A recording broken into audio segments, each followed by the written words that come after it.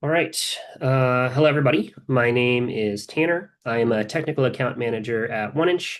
I have been in the DeFi space for about 7 years now. I've seen multiple bear and bull markets over the years. I've worked across multiple teams at OneInch, so I've seen a lot of the crypto space, the DeFi space. So, if there are any questions at the end of this presentation about OneInch, about DeFi, my opinions on crypto, anything at all, that's all fair game to ask at the end.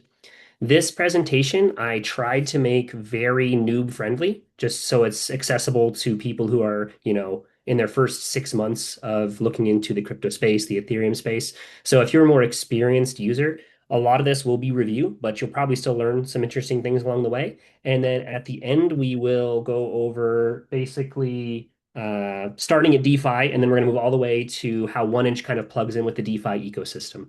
So with that, let's get started with kind of, yeah, starting as far back as I really can. Um, I want to start actually with a story rather than jumping right into the text. So we're actually going to jump all the way back to 1975, kind of an arbitrary date, but it'll make more sense soon. There are two friends, Bob and Alice, and Bob would like to pay Alice for something. Maybe she got him dinner or bought him something and he wants to give her some money. So what Bob will do is he will reach into his pocket, pull out his wallet, and get some cash. And he will give that cash to Alice. Alice is happy. Bob is happy. They both go on with their day. Bob then goes to his favorite business, pays for a product or service there, and when he gets to the counter, he again pulls out his wallet and gets out some cash, gives it to the business, and everybody's happy and they go on with their day. If we fast forward about 50 years to 2026, and Bob and Alice are still friends, and Bob wants to give Alice money again for something that she bought him. He reaches into his pocket and he pulls out his phone this time. And he opens up his Zelle, his Venmo, or whatever app he uses these days to transfer money to people he knows. And he pays Alice, and Alice is happy, and they both go on with their day. He then goes to his favorite business, buys a product or service, and to pay for it, he goes into his pocket and he pulls out a credit card. And he swipes the credit card, taps the credit card. Maybe he uses his phone with an NFC chip to have a virtual credit card that he pays with, but he's paying digitally even at the business. So if we look at these kind of more modern ways of paying, Bob pays Alice with his phone, his Zelle, and his Venmo.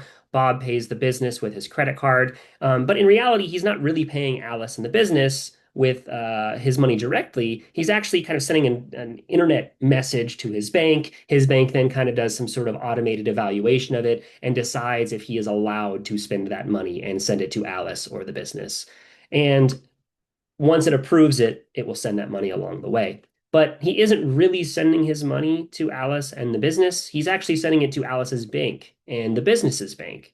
And he isn't really even doing that. He's more of giving them like an IOU, and in 1 to 3 business days, it eventually kind of settles. But that's just how it works. And everybody knows this to just kind of be the status quo for financial payments today in the modern day.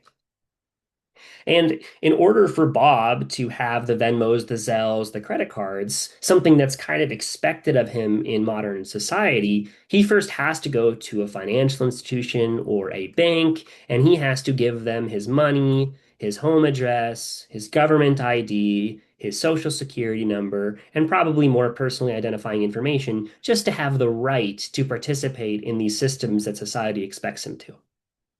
And so, really, he has to trust these financial entities with his money, his information. He has to custody it with them. He has to get permission whenever he wants to use his own money and interact with society.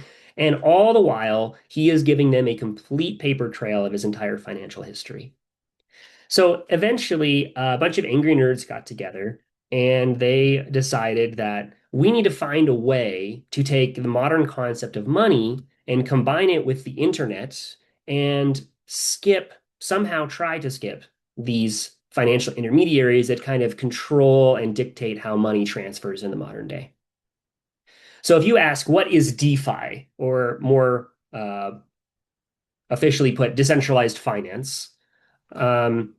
If you ask me, I would say it's money that is trustless, self-custodial, and permissionless, all the while without the intermediaries being in the middle.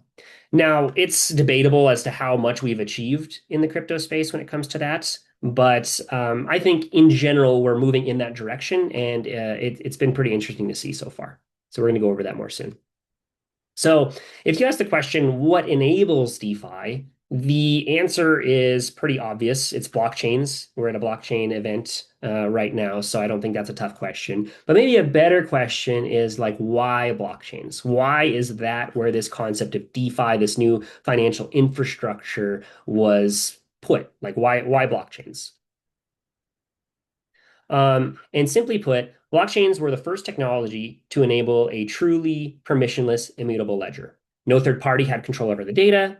All transactions were permanent and they were owned. This data was owned by nobody and verified by everybody. Now, this has become less true as more and more chains have come online. But if we kind of look at the biggest players in the space, the Bitcoin, the Ethereum, this is very largely true for those and a very important reason as to why blockchains became popular. But before we really talk about the word blockchain, we kind of have to talk about Bitcoin because Bitcoin actually predates the term blockchain. Um, that when Bitcoin first came out, like people talked about chains and blocks, but that word blockchain that everybody uses now actually came out of the Bitcoin community over time as this technology started to catch on more and more. And if we go to Bitcoin and we look at the white paper, the title of the white paper said a peer-to-peer electronic cash system. So we're already starting to see this kind of like digital payments framing for when Bitcoin first came out, which is pretty interesting. Bitcoin was permissionless, cryptographically verifiable, which was a very critical component that didn't really exist in a lot of ways up until this point, and globally accessible to anybody with an internet connection. So if we look at the 1970s, Bob paying Alice with cash, we look at today where most people are using phones and banks and IOUs, digital IOUs. And then we kind of move into what Bitcoin was positioning itself as. This is pretty good. We have a phone, an internet connection, or a computer with an internet connection, and we can send this value back and forth freely without having to worry about these banks in the middle. But Bitcoin had a lot of limitations. Bitcoin is actually quite slow. So every 10 minutes is when the next batch of information is posted to the Bitcoin blockchain. Now, 10 minutes, if you compare it to traditional finance rails, is actually quite fast, right? 1 to 3 business days versus 10 minutes. I mean, that's orders of magnitude improvement when it comes to speed, but this is the internet we're talking about. And to gamers, anything over 70 to 100 milliseconds of latency is considered unplayable for competitive video games. So we can do a lot better than 10 minutes per block. Bitcoin is also really expensive, and this is because of its low data throughput. So right now, Bitcoin's pretty cheap to use because people aren't actually using Bitcoin that much. But when Bitcoin actually reaches its limit of how much data it can process, which is actually quite low, transactions become increasingly expensive, sometimes over $100 in times of heavy congestion. And Bitcoin has no native programmability. They basically tried to design a chain that can send Bitcoin and receive Bitcoin. And although people have come up with very creative ways to extend Bitcoin's functionality, it very largely limits even the most creative minds on what you can do. And most importantly, the community of Bitcoin, the majority of the community of Bitcoin wants it to stay this way. They don't see this as old tech. They don't see this as bugs. They want Bitcoin to stay the way it is. So that is when we come to Ethereum. Fun fact about Ethereum is its main co-founder, Vitalik Buterin, actually was a huge Bitcoin bull back in the day. And he even co-founded Bitcoin Magazine, which was one of the biggest publications on Bitcoin at the time. And he saw a lot of potential with Bitcoin and blockchain tech, obviously. And he even tried to do things like old projects, like I think it was called Colored Coins, which is long gone now, where he was really trying to push the boundaries of what you could do on top of Bitcoin. And he quickly found out that the community just was not very interested in moving Bitcoin in the direction he thought it should go. And eventually he gave up and said, you know what, this chain's not for me. I need to make my own project. So he got together, I think it was 6 other people who joined up with him, and they created what we now know as Ethereum. And as you might expect, Ethereum from the very beginning was designed as a programmable blockchain. That was built into the white paper, into the idea from day one. Upgrades and changes were expected as part of the culture. They said, hey, as technology improves, we will be progressing this chain to be the best it possibly can be, positioned as a smart contract or application-based blockchain. And they really wanted it to be the base layer for global blockchain applications. They wanted it to be the foundation, kind of like the new internet, which is where the term Web3 comes from.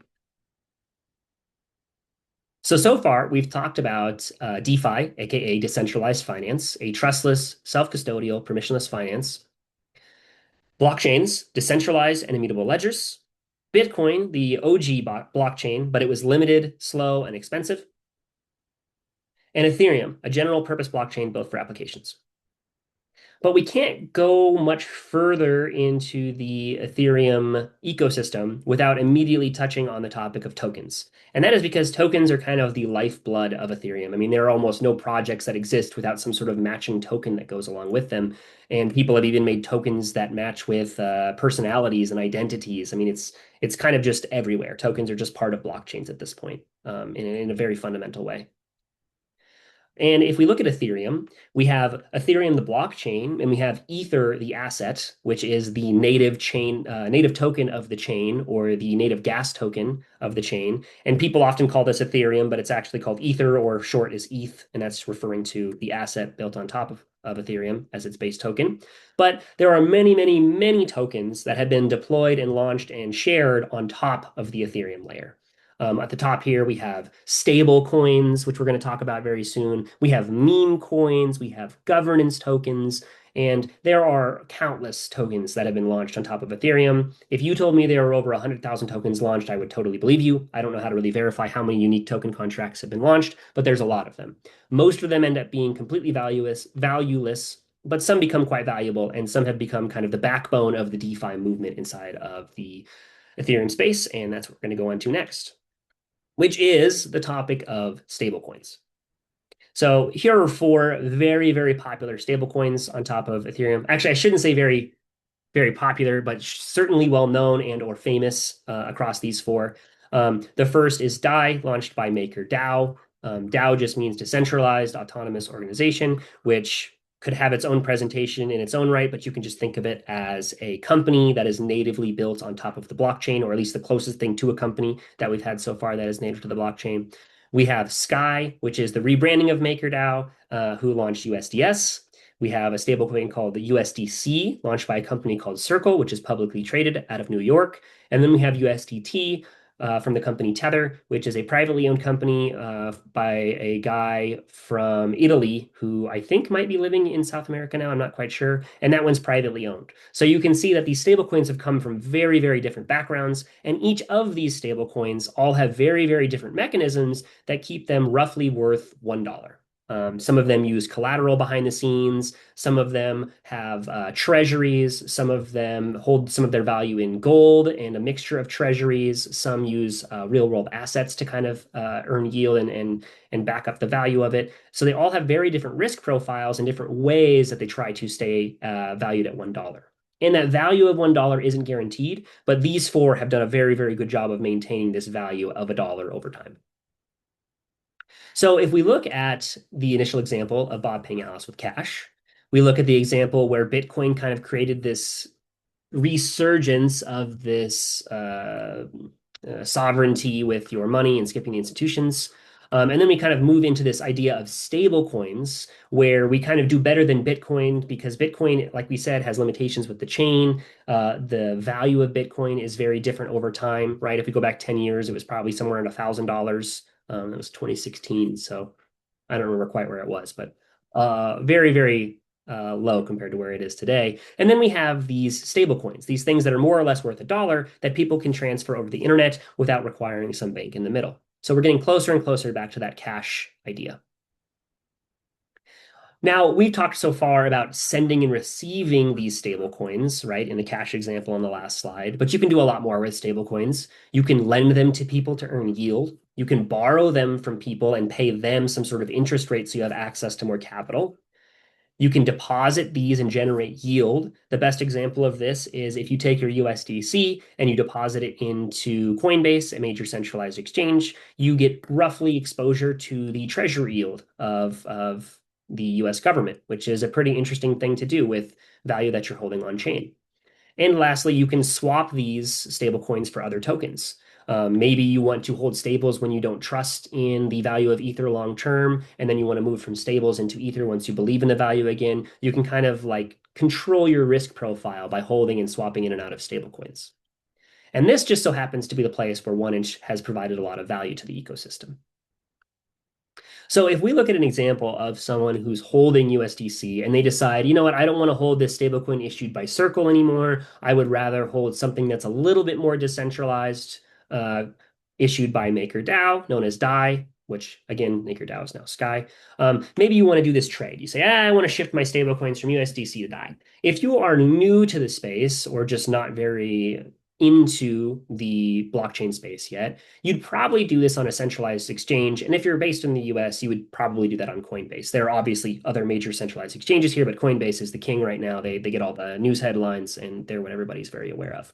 And on this trading platform of Coinbase, they would hold your USDC balance for you. It would probably, there's probably a SQL server somewhere that has your balance on it and then your KYC details. And Coinbase kind of just gives you an IOU for the tokens. And then they provide this trading venue where you can go into their order book. You can find people who are trading DAI, and you can swap your USDC for DAI, kind of using their SQL server backend IOU system. But you can do a lot better than that. And one of the ways to do a lot better than that is to use a decentralized exchange known as Uniswap.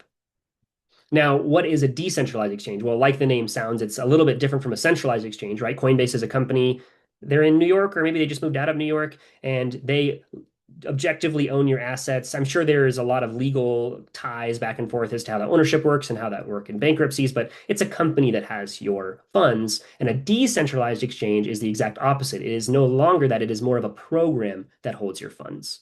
So in a decentralized exchange, or what we call them DEXs for short, this is fully on-chain token swapping. So instead of putting your funds into the Coinbase platform, having them sit there and then getting permission to trade back and forth with IOUs, you now hold your tokens kind of in your possession and you briefly interact with these decentralized exchanges, which are not companies, they're just programs on blockchains to swap your tokens back and forth. These use algorithms. This is not like other people you're interacting with. It's just math, simple math that you can verify before and after the swap. And again, no order books, no individual counterparties, just pools of tokens and math that facilitates it. So if we look at an example of a Uniswap pool, which they generally are just called pools, Uniswap has pairs of tokens. So inside of Uniswap, there would be USDC and DAI together in a pool. And where this pool of tokens comes from is depositors. So various depositors, you could be a depositor, I could be a depositor. We would deposit these tokens in pairs into this Uniswap pool and start to build up this reserve inside of this application on the chain, otherwise known as a smart contract. And swappers come into this pool. They don't need to know anything about the other people who deposited the tokens in. And they say, I have USDC and I would like to get DAI out. They talk to the Uniswap pool, they get a quote, they figure out exactly how much the Uniswap pool is offering them. They call a function, just like a program would, and they get DAI out. As part of this transaction, they'll pay a small fee to the depositors. But at the end of the day, for big token pairs like this, it's competitive, sometimes even better than centralized exchanges in terms of rates, and then you get all the benefits of not having to deposit your funds in these major financial institutions.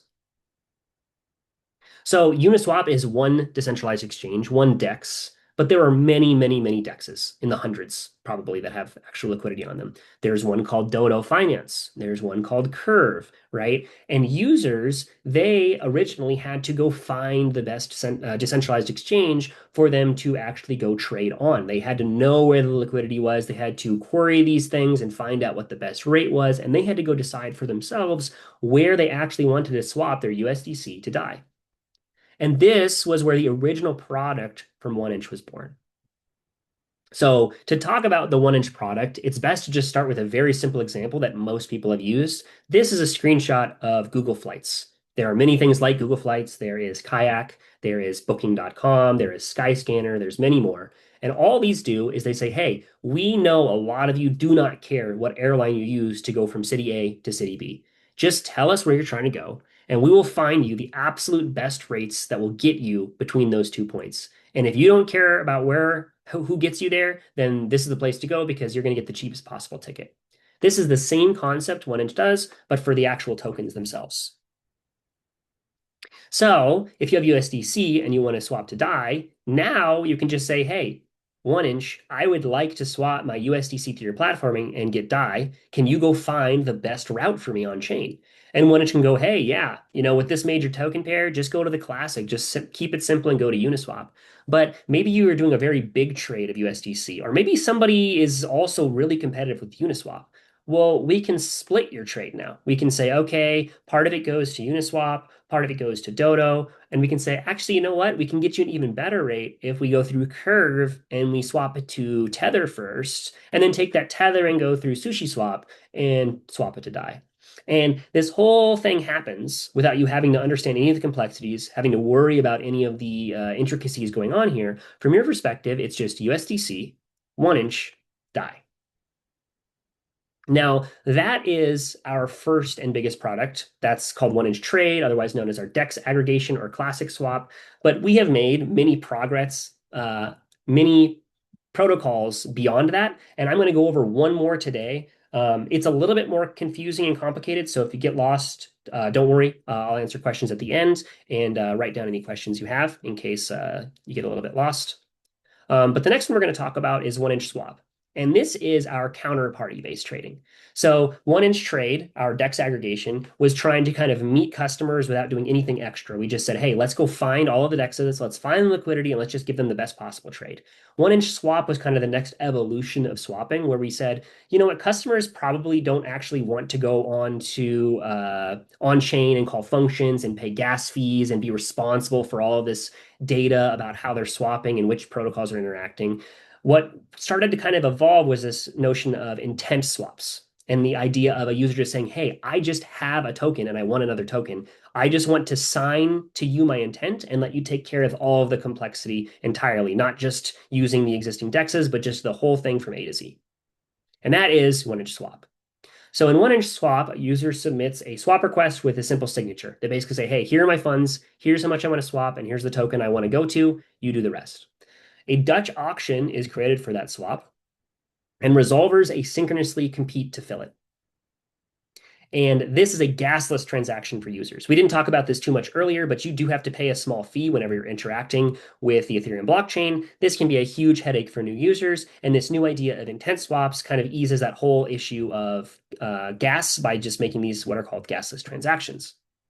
I threw a couple other terms in there. One of them was Dutch auctions. For those who are not familiar with Dutch auctions, a traditional auction obviously starts at some minimum price and keeps climbing up slowly until there are only one bidder left in the auction. A Dutch auction is the exact opposite, where you start at some high price and you slowly go down over time until at least one person is interested in purchasing the item. So it's an inversion of auctions, and it actually has a lot of interesting applications inside of DeFi. The other term I said in the previous slide was a resolver. And you can think of these as complicated financial entities that are looking to help users with whatever token swap they're trying to do. So there might be a well-funded financial entity that says, oh, I deal with all these stable coins. So if somebody comes to me and they say, hey, I want to go from USDC to DAI, I can take care of that for you and I can get a really good rate. I just have to follow the rules of the 1inch protocol. And that's what a resolver is. So if you look at a Dutch auction swap on 1inch swap, here's a very simplified graph where x-axis is time, y-axis is the rate that you're selling your token for. It starts at some high max, like let's say $1.01 is what the price you're asking for when you're selling your USDC. And that will slowly climb down over time to something like 99.8 cents or something before these resolvers will start coming in and saying, hey, I can work with this. I can make this trade happen for the user. So we'll go through an actual example of what that looks like in our system. The original example of the DEX aggregation was us just talking straight to the DEXs, but that's not true anymore. Now we're actually dealing with counterparties, so it adds a lot of complexity to the trade. So a user comes in, they say, hey, I would like to do a swap from USDC to DAI, and I have about 50 USDC. The 1-inch swap system says, okay, well, we can give you about 50 DAI, so let us know if that's what you're interested in. The user says yes, they sign the transaction, and they send this message off to the 1-inch API. That's it. That's all they do, and the rest gets taken care of for them automatically. The 1-inch API takes this message and they say, okay, we're going to start a 3-minute Dutch auction. We're going to try to sell this 50 USDC for DAI inside of our system using our resolvers. And they will send this message to all the resolvers in the system from resolver 1 to resolver N. I think we have something like 14 resolvers right now, something like that, if I had to guess. And every block, every couple seconds, this rate slowly comes down. So like I said, it starts a little bit above whatever market rate is, which would be $1 in this case. And eventually, as it gets to about $1 or just below $1, resolvers will start to find ways to make money off of this swap, and they will do the swap for you. They will then compete to be the first person to claim that swap in the system. If one of them gets in first, they will beat the other person. But they can both fill this auction at the same time if they are together filling the full 50 USDC. So in this case, if Resolver 2 filled 25 USDC and Resolver 3 filled 25 USDC, that's totally fine, even though they tried to claim this auction at the same moment, because they're still satisfying your maximum amount that you were trying to sell, which in this case is 50 USDC. Here's a real chart of a large swap that happened inside of our system. If you read the captions, it'll say fusion swap. That's just what we used to call it. Now it's just called swap. This is a sale of Ether to USDT. And this was a very large sale, 3,700 Ether for USDT, which is a huge amount. And each of these green ticks and each of these green and yellow ticks, as we look across the chart, are little points where these resolvers started to fill this auction. And at about the 7-minute mark during this Dutch auction of the price slowly climbing down, this sale was able to go through entirely above market rate, which is pretty crazy. This is a much better rate than you'd get through the DEX aggregation, and this is a much better rate than you can get at any centralized exchange because it was all above market. It was slightly more money than you could have actually gotten for this selling it on any straight venue. And this is kind of the power of these asynchronous Dutch auctions where all of these resolvers are competing and finding unique ways to fill these swaps for the user. So one question you might have while you're looking at this system is, where do these resolvers actually get their liquidity? And one of the interesting parts about 1-inch swap is we do not prescribe how they will do that. So some of them might have some sort of arbitrage relationship with a SEX, centralized exchange, which are called SEXs, obviously. Not obviously, but they are called SEXs for short. They could have personal funds, right? This could be a very large hedge fund, very, very large hedge fund that makes a lot of very small amount of profits on a huge volume of transactions, and they can facilitate these swaps through the 1-inch swap system. And they might have some tricky arbitrage technique they found through DEXs themselves. And lastly, they might do something interesting with cross-chain. There are a lot of bridges that can be done to get assets between chains, and some resolvers can be clever there to find value as well. So we talked about 1-inch trade, our DEX aggregation. We talked about 1-inch swap, which is counterparty-based trading. We have even more than that. We have a limit order protocol, which is asynchronous orders using a central limit order book, which is much similar to what people were used to on the old centralized exchange flow, as well as some of the traditional financial rail flows. And we have even more protocols than that, but they keep getting more and more complex and hard to explain in simple terms. And this is supposed to be kind of an intro into DeFi and 1-inch. So that's kind of where I stopped with this presentation.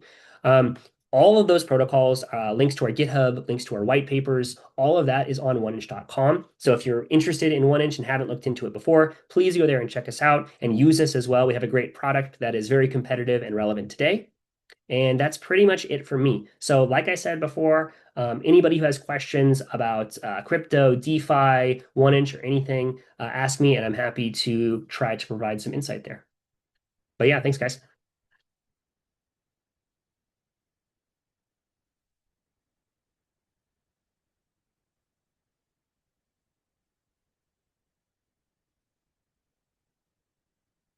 Is there a place to see questions, JC?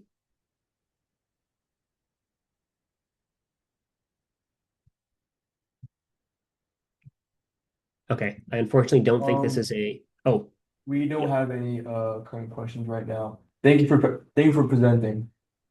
Yeah, no problem. And if anybody does have questions later, JC, forward them to me and I'll give them my contacts, and then hopefully we can Um, answer anything they have there.